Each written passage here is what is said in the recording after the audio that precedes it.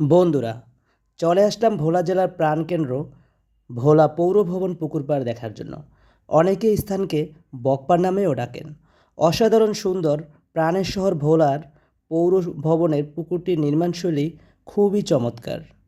ভোলা পৌরসভার প্রাণকেন্দ্রে অবস্থিত এই ঐতিহাসিক পুকুরটি শুধু জলাধার নয়, এটি শহরের এক নীরব ইতিহাসের সাক্ষী। সাদা গম্বুজ, সুপরিকল্পিত পার, মনোরম পরিবেশ এই জায়গাটিকে আরও আকর্ষণীয় করে তুলেছে। বিকাল হতেই এই পুকুর পাড়টি হয়ে যায় জমজমাট আড্ডার স্থান। স্থানীয় যারাই বিকালে এই পুকুর পাড়টি ঘুরতে এসেছে তারাই এই সৌন্দর্যে বিমোহিত হয়েছে। এখানে প্রিয়জনদের নিয়ে ঘুরতে যাওয়ার সময় হালিম, ফুচকা, চটপটি প্রিয়সীদের খেতেই হবে। পুকুরের মাঝখানে স্থাপিত সুন্দর ধাতব বক পাখির ভাস্কর্য যেন প্রকৃতির সঙ্গে মানুষের শিল্পচিন্তার অপূর্ব মেলবন্ধন ঘটিয়েছেন। বিকাল হতেই বক পাখির পাশে থাকা সচল পানির ফোয়ারা স্থানটির সৌন্দর্যকে আরও বহুগুণে বাড়িয়ে দেয়। সাদা সুন্দর গম্বুজগুলোর নিচে আছে পুকুর পাড়ে ঘুরতে আসা দর্শনার্থীদের জন্য সুন্দর বসার ব্যবস্থা। অনেকেই তাদের প্রিয়জনদের নিয়ে এখানে বসে সময় কাটান। আবার কেউ কেউ কারোর জন্য অপেক্ষা করার পাশাপাশি এখানকার সৌন্দর্য উপভোগ করেন। বন্ধুরা দেখুন, পুকুরে ওই পারে জেলা পরিষদের মুক্তিযুদ্ধ স্মৃতি সংগ্রহশালা স্থাপনাগুলো কতটা চমৎকার লাগছে।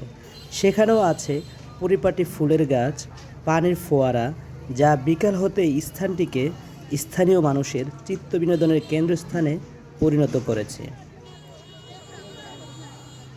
পুকুরটির চারপাশেই সরকারি সব স্থাপনা অবস্থিত। জেলা পরিষদের পাশ থেকে পুকুরটির দিকে তাকালে ভোলা পৌর ভবনের সাদা রঙের ক্লাসিক স্থাপত্যশৈলী, সুসজ্জিত রাস্তা এবং পুকুরের স্বচ্ছ পানি সব মিলিয়ে এক সাবলীল পরিবেশ তৈরি করেছে। বন্ধুরা, বলে রাখি, রাতের বেলায় এই স্থানটি আরও চমৎকার লাগে। রাতের সৌন্দর্য নিয়ে আরেকদিন বলবো। কিভাবে আসবেন? বন্ধুরা, আশা করি ভোলার স্থানীয় যারা আছেন তারা সকলেই স্থানটি সম্পর্কে জানেন। যারা ভোলায় ঘুরতে আসবেন তারা যে কোনো স্থান থেকে রিক্সা বা অটো ড্রাইভারদের ভোলা পৌর ভবনের পুকুর পাড় বললেই নিয়ে আসবেন। বন্ধুরা, আশা করি ভিডিওটি আপনার ভালো লেগেছে। ভিডিওটি ভালো লাগলে লাইক, কমেন্ট, শেয়ার করে আপনার মূল্যবান মতামত জানাতে ভুলবেন না। আবার দেখা হবে নতুন কোনো ভিডিওতে। সেই শুভকামনায় আল্লাহ হাফেজ। আর বন্ধুরা, আমাকে যারা এখনও সাবস্ক্রাইব করেননি, সাবস্ক্রাইব বাটনটি টিপে দিন।